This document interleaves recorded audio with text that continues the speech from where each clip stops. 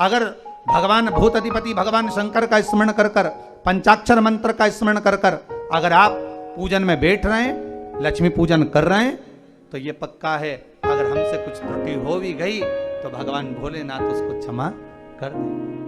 और माता से निवेदन करना, हे लक्ष्मी मैया, हे वैभव लक्ष्मी, हे माता अष्टलक्ष्मी, हे माँ संतान लक्ष्मी, धान्य लक्ष्मी, वैभव लक्ष्मी, प्रतिष्ठा लक्ष्मी, यश लक्ष्मी, कीर्ति लक्ष्मी, आरोग्य लक्ष्मी, संतान लक्ष्मी, हे माँ ऐसी कृपा करिए, आप हमारे घर से रुष्ट होकर ना जाइएगा। ये घर, ये परिवार, ये सब आपका है, सब आप,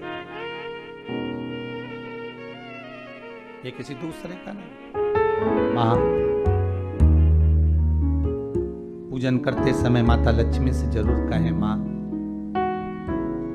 4 साल हो गए, 2 साल हो गए, ये 2 वर्ष जो ये कोरोना महामारी में गए हैं, ये वर्ष जो बेकार निकल गए हैं, मां हो सकता है आप हमसे रुष्ट हो गई हो, पर आज क्षमा मांगकर अपने घर में आप प्रवेश करिए। मां आइए हमारे घर में, आप पधारिए।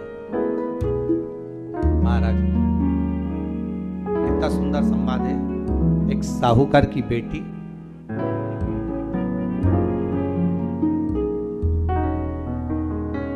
साहूकार की पुत्री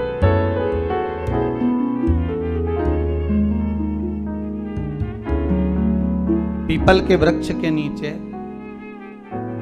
बेलपत्री के वृक्ष के नीचे, आंवले के वृक्ष के नीचे प्रत्येक अमावस्या को दीप लगाने जाती थी। उसका नियम था।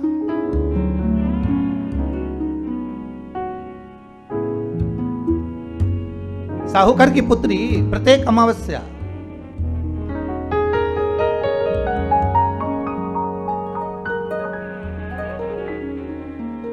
तीन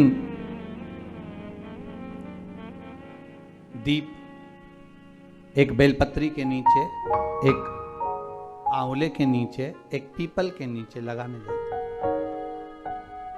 महाराज आज नारायण ने कृपा कर दी, और क्या कृपा करी कि आज सरस्वती, पार्वती और लक्ष्मी तीनों इन वृक्षों के नीचे जाकर विराजमान है।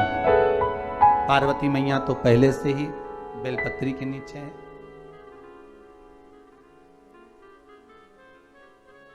स्वयं सरस्वती मैया, लक्ष्मी मैया आंवले और पीपल के नीचे विराजमान है। अब आज तीनों देवियों में बात हो रही है, आज तीनों देवियों में चर्चा हो रही है कि यदि आज अगर कोई दीप लगाने आया और पहला दीप जिसका लगेगा तो ये पक्का है कि मैं लक्ष्मी उसके घर में प्रवेश करूंगी।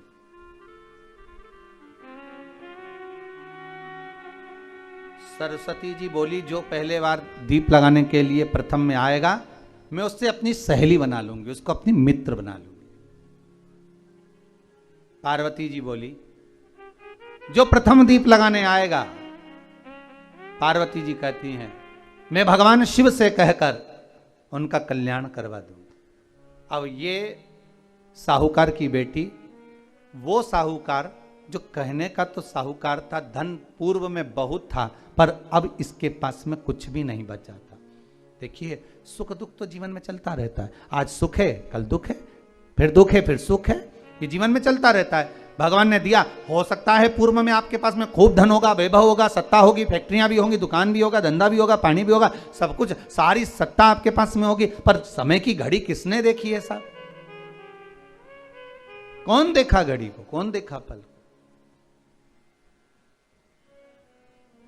इसीलिए कहते हैं ना, बार बार कहते हैं, तेरा पल पल बीता जाए, मुख से जप ले नमः शिवाय, ओम नमः शिवाय, ओम नमः शिवाय। बड़ी मुश्किल से मिलता है। घड़ी, पल, समय, नक्षत्र कब बदल जाए किसको मालूम है? आज साहूकार के जीवन में था साहूकार कहने का, पर धन नहीं था, वैभव नहीं था, सब समाप्त हो गया था, कहीं पैसा चले गया, लग गया।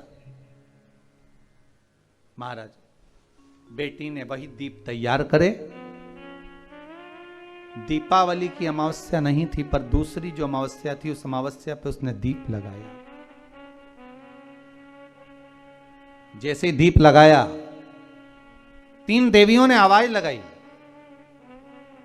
अरे सखी सुनो तो। साहूकार की बेटी बोली, किसकी आवाज आ रही है? अरे सखी सुनो तो। सखी ने कहा, क्या बात है? आवाज आई, 3 सुंदर स्त्रियां, बड़ी सुंदर युवती बनकर, सुंदर आभूषण वस्त्र पहनकर बैठी हुई थी। एक ही जगह पर तीनों बैठी हुई हैं। इसी को त्रिवेणी कहते हैं महाराज। जो त्रिवेणी का जो वृक्ष होता है, उसमें 3 त्रिवेणी का जो वृक्ष होता है उसमें दिए लगाने का बड़ा महत्व होता है, तो इसी को त्रिवेणी कहते हैं। तीनों बैठी हुई थी। अब तीनों बैठी, आवाज लगाया, हम आपको सहेली बनाना चाहते हैं, सखी बनाना चाहते हैं, आप हमारी सहेली बनेंगी?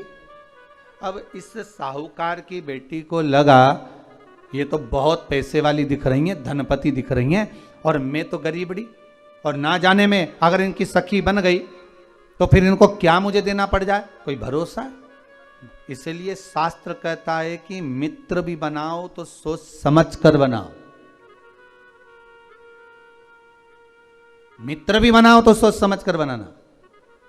ज्यादा धनपति मित्र बन गया तो मन में आएगा कि जब ये घर आएगा तो इसको घृत का भोजन तो कराना ही पड़ेगा, घी का भोजन तो कराना ही पड़ेगा।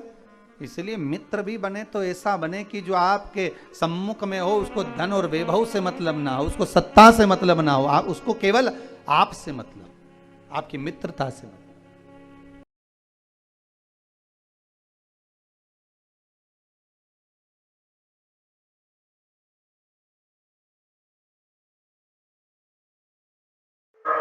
जय माँ लक्ष्मी, जय माँ लक्ष्मी, जय माँ लक्ष्मी।